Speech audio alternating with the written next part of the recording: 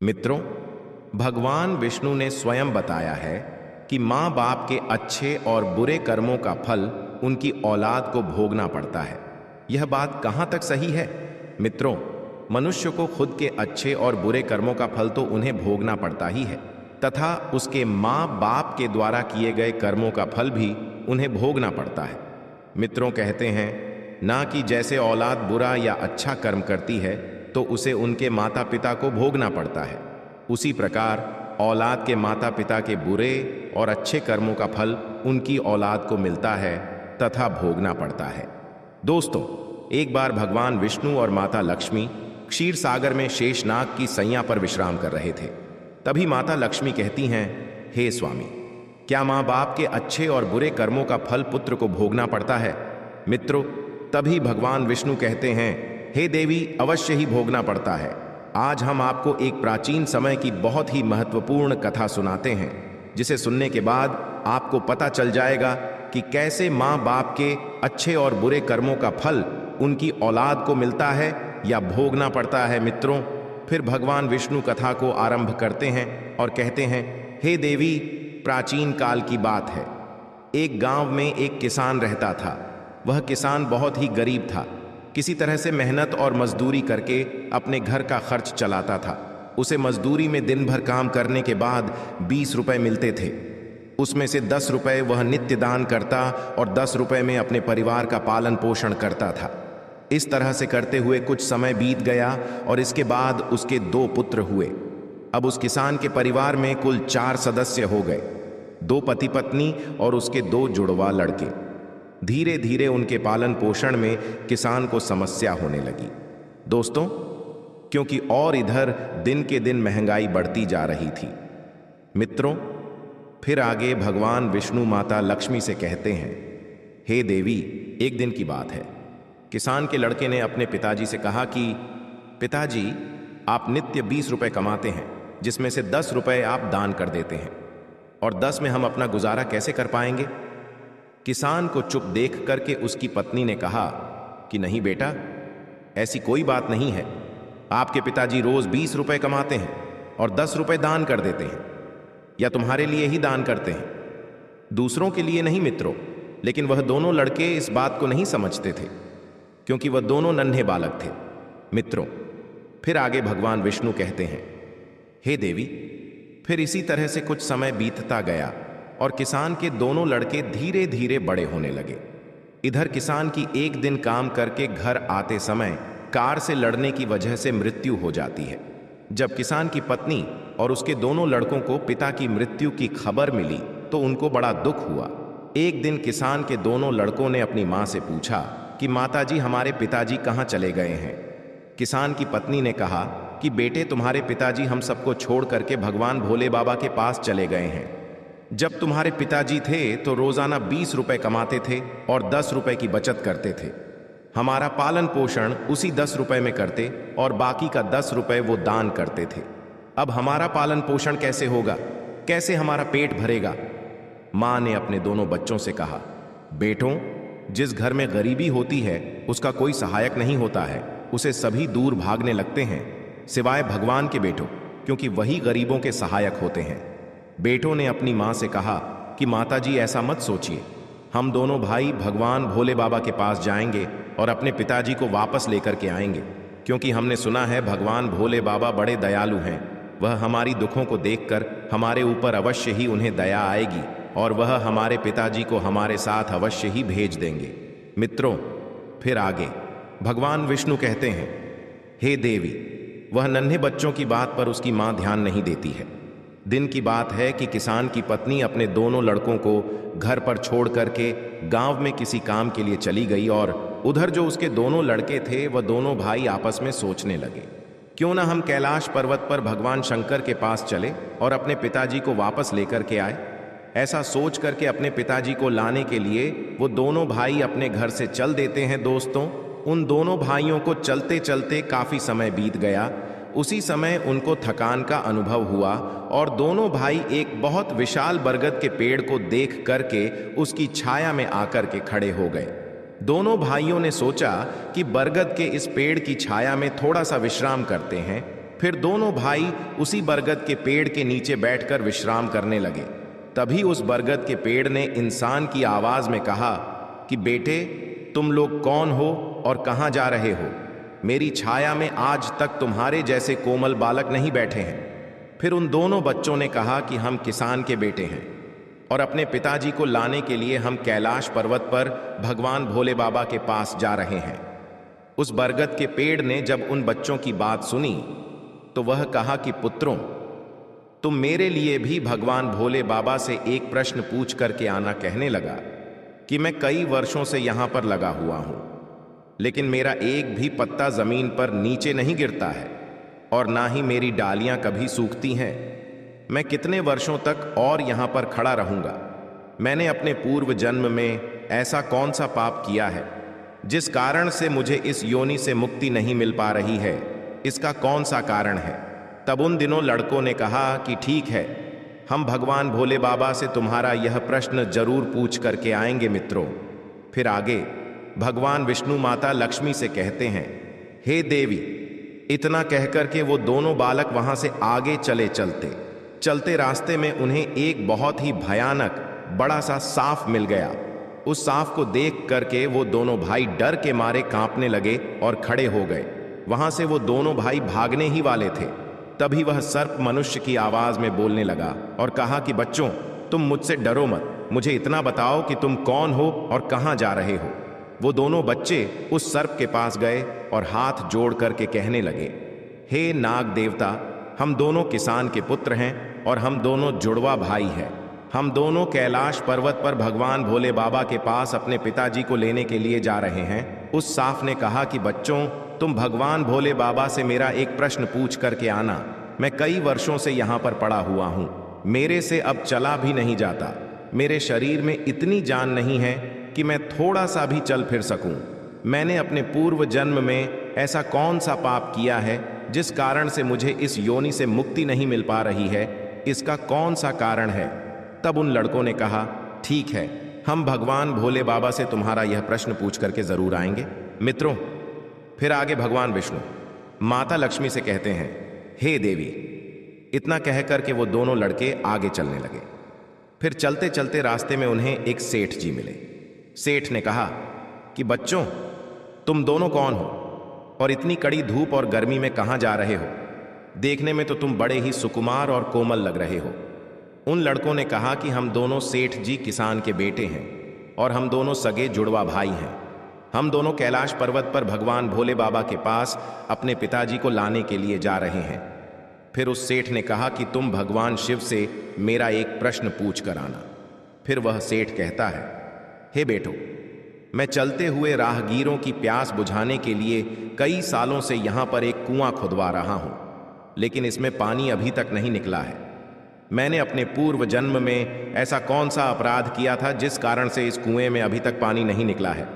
मैंने इसमें बहुत सारे पैसे भी खर्च कर दिए हैं, इसका क्या कारण है? उन लड़कों ने कहा, ठीक है सेठ जी, हम भगवान भोले बाबा से तुम्हारा यह प्रश्न पूछ करके जरूर वापस आएंगे। मित्र, फिर आगे भगवान विष्णु माता लक्ष्मी से कहते हैं, हे देवी।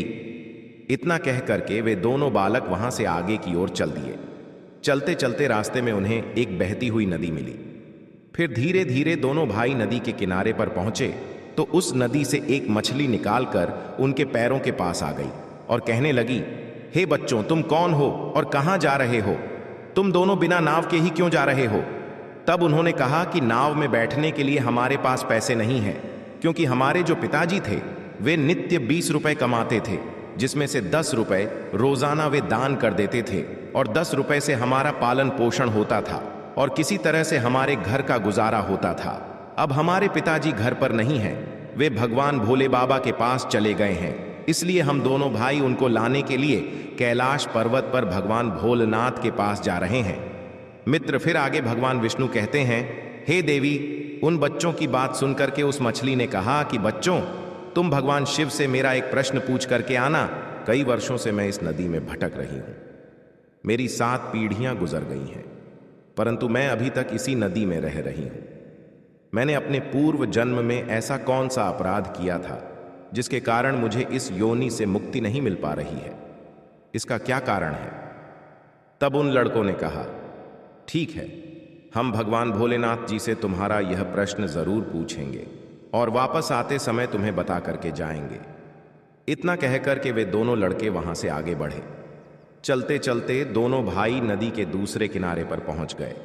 दूसरे किनारे पर जब वे पहुंचे तो देखा कि एक मरा हुआ व्यक्ति वहां पर पड़ा हुआ है। दोनों भाई उस मरे हुए आदमी को नाग करके जब जाने लगे तो वह मरा हुआ आदमी चिल्लाने लगा और कहने लगा कि बच्चों, तुम कौन हो, कहां जा रहे हो? उन लड़कों ने उसकी आवाज सुन करके कहा कि हम किसान के पुत्र हैं और हम दोनों जुड़वा भाई हैं। हम दोनों भाई कैलाश पर्वत पर भगवान भोले बाबा से अपने पिताजी को लेने के लिए जा रहे हैं। उस मृतक आदमी ने कहा कि तुम भगवान भोलेनाथ से मेरा एक प्रश्न पूछ करके आना। मेरा शरीर कई वर्षों से इस नदी के किनारे पर ही है। कभी पानी का लहर आता है तो मेरा शरीर नदी के अंदर चला जाता है, लेकिन वापस नदी के बाहर निकल करके किनारे पर फिर से मेरा शरीर आ जाता है। ना तो मेरा शरीर गलता है और ना ही सड़ता है। इतने सालों से जैसे का तैसा ही है। मैंने अपने पूर्व जन्म में ऐसा कौन सा पाप किया था जिसके कारण मुझे इस शरीर से मुक्ति नहीं मिल पा रही है, और इसका क्या कारण है? उन लड़कों ने कहा, ठीक है, हम भगवान भोलेनाथ से तुम्हारा यह प्रश्न पूछ करके जरूर आएंगे। मित्रों, फिर आगे भगवान विष्णु माता लक्ष्मी से कहते हैं, हे देवी। इतना कह करके वे दोनों बालक चलने लगे।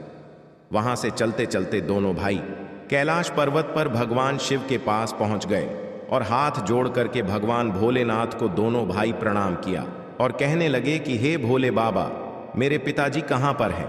जब हमारे पिताजी घर पर थे तो वे रोजाना 20 रुपए कमाते थे और जिसमें से 10 रुपए दान करते और 10 रुपए से हम लोगों का पालन पोषण करते थे। लेकिन अब वे जब घर पर नहीं हैं तो हम दोनों भाई और हमारी मां भूखे मर रहे हैं। आप उन्हें जल्दी से हमारे साथ हमारे घर पर भेज दीजिए। मित्रों, फिर आगे भगवान विष्णु माता लक्ष्मी कहते हैं, हे देवी भगवान। भोले बाबा ने उन दोनों बालकों की बात सुनकर कहा, ठीक है, मैं तुम्हारे पिताजी को घर पर भेज दूंगा। पहले तुम दोनों भाई यहां पर बैठो। भगवान भोलेनाथ ने उन दोनों बालकों को अपने पास में बिठाया और उनको भोजन कराया, और भोजन कराने के बाद पूछा कि तुम दोनों भाइयों को और क्या चाहिए मित्रों। फिर उन दोनों लड़कों ने रास्ते में जो जो उनको मिला था उनके प्रश्न भगवान भोलेनाथ से पूछे। भगवान भोले बाबा ने उन सभी के प्रश्न का उत्तर दिया और कहा कि हे पुत्रों, तुम दोनों जाते समय उन सबको उनके उत्तर बताते जाना। और भगवान भोलेनाथ ने कहा कि तुम दोनों अपने घर पर जाओ, तुम्हारी मां तुम्हारा इंतजार कर रही है। तुम्हारे पिताजी तुम्हारे घर पर पहुंच जाएंगे। फिर दोनों भाई भगवान भोलेनाथ को प्रणाम करके वहां से वापस अपने घर के लिए चलने लगे। चलते चलते रास्ते में सबसे पहले उन्हें वही मरा हुआ आदमी मिला जो नदी के किनारे पर पड़ा हुआ था। उन दोनों लड़कों को देख करके वह मरा हुआ आदमी कहने लगा, बच्चों, तुमने भगवान भोले बाबा से मेरा प्रश्न पूछा था। तब उन्होंने कहा कि हां, हमने भगवान भोलेनाथ से तुम्हारा प्रश्न पूछा था। भगवान भोलेनाथ ने कहा कि तुम पहले बहुत बड़े विद्वान थे, परंतु किसी को भी अपना ज्ञान नहीं बांटा। अब मर गए तो वह ज्ञान तुम्हारे अंदर ही अंदर खौल रहा है। जब तक तुम अपना ज्ञान किसी को नहीं बांटोगे तब तक तुम्हारी आत्मा को शांति नहीं मिलेगी। फिर मित्रों, आगे भगवान विष्णु माता लक्ष्मी से कहते हैं, हे देवी। फिर उस मृतक आदमी ने कहा कि बच्चों, अब ऐसी हालत में मेरे पास ज्ञान लेने के लिए कौन आएगा? तुम ही मेरा ज्ञान ले लो। फिर उस मृतक आदमी ने दोनों भाइयों को जितना भी उसके पास ज्ञान था वह सारा ज्ञान उन दोनों बालकों को दे दिया, और ज्ञान देने के बाद तुरंत ही उसकी आत्मा को मोक्ष की प्राप्ति हो गई।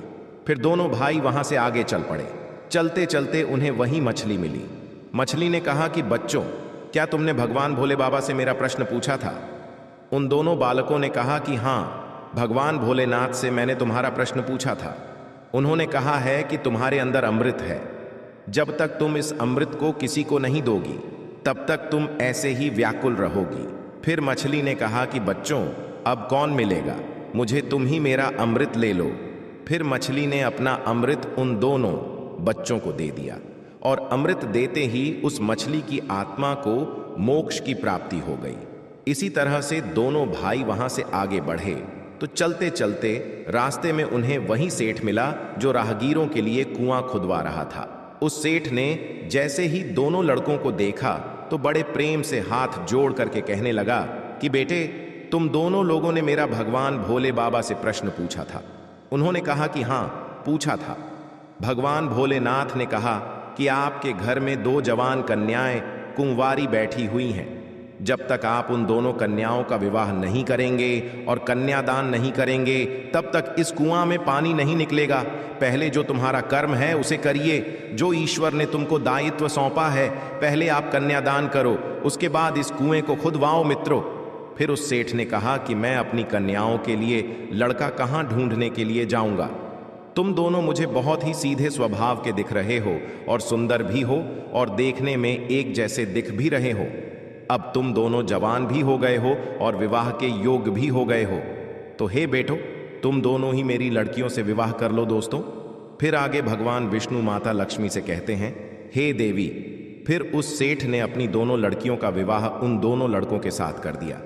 फिर सेठ ने वहां से अपनी दोनों बेटियों को बहुत सारा धन देकर विदा कर दिया। दोनों भाई आगे चले। चलते चलते रास्ते में उनको वही सर्प मिला। उस सर्प ने कहा कि बच्चों, क्या तुमने भगवान भोले बाबा से मेरा प्रश्न पूछा था? तब उन्होंने कहा, हाँ, पूछा था। भगवान भोलेनाथ ने कहा कि तुम्हारे पास जो नागमणि है, तुम उस नागमणि को धरती पर नहीं उगलते हो और ना कभी किसी को दान दिया है। जब तक तुम इस मणि का दान नहीं करोगे, तब तक तुम्हारा शरीर ऐसे ही बना रहेगा। फिर उस सांप ने कहा कि बच्चों, मैं यह नागमणि अब किसको दूं? इस नागमणि को तुम ही ले लो। फिर उस सांप ने अपनी नागमणि को उन बच्चों को दे दिया दोस्तों। नागमणि को देते ही उस सर्प की आत्मा को मोक्ष की प्राप्ति हो गई। इस तरह से वे दोनों भाई अपनी पत्नी को लेकर फिर आगे चलने लगे। चलते चलते रास्ते में उन्हें वही बरगद का विशाल पेड़ मिला, जिसके नीचे छाया में वे विश्राम करने के लिए बैठे थे। उसने पूछा कि बच्चों, क्या तुमने भगवान भोले बाबा से मेरा प्रश्न पूछा था? उन्होंने कहा, हाँ, पूछा था। भगवान भोलेनाथ ने कहा कि पूर्व जन्म में तुम्हारा काम गुरुकुल में बच्चों को शिक्षा देना था। तुम्हारा पद एक गुरु का था, परंतु तुम उसके बदले में छोटे छोटे बच्चों से अपना काम करवाते थे, हाथ पैर दबाते और उन्हें अच्छी तरह से शिक्षा नहीं देते थे।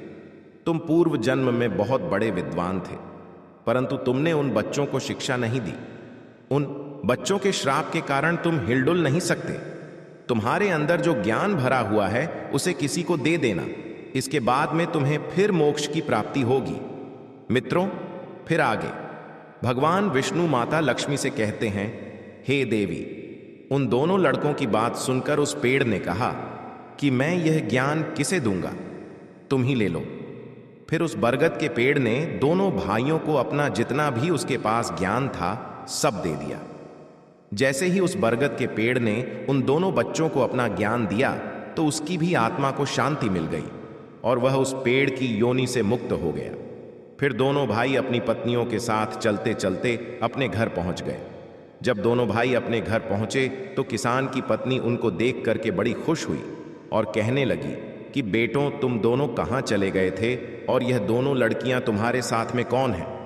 फिर दोनों भाइयों ने जो भी उनके साथ घटनाएं घटी थीं वह सब कुछ अपनी मां को बता दिया।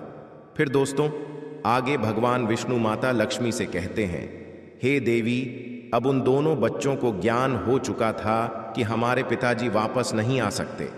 अब उनकी मुक्ति हो चुकी है। उनके पिताजी ने जो दान धर्म किया था उसका फल उन दोनों भाइयों को भगवान भोले बाबा ने दे दिया। मित्रों, इस प्रकार से भगवान विष्णु ने माता लक्ष्मी को बताया है कि माता पिता के अच्छे और बुरे कर्मों का फल उनकी औलाद को कैसे प्राप्त होता है और पूर्व जन्म के कर्मों का फल व्यक्ति को कैसे मिलता है और उसके पिता द्वारा किए गए पाप और पुण्य कर्म भी उसके बच्चों को कैसे मिलते हैं। मित्रों, उम्मीद करता हूं आप सभी लोगों को यह कथा और कहानी पसंद आई होगी। अगर आप लोगों को यह कथा पसंद आई हो तो वीडियो को लाइक जरूर करें और कमेंट में जय श्री हरिविष्णु लिखकर चैनल को सब्सक्राइब करके बेल आइकन ऑल पर प्रेस कर लीजिए, जिससे आप सभी लोगों को आध्यात्मिक कथाएं सबसे पहले प्राप्त हो सके। दोस्तों, वीडियो को पूरा देखने के लिए आप सभी लोगों का धन्यवाद।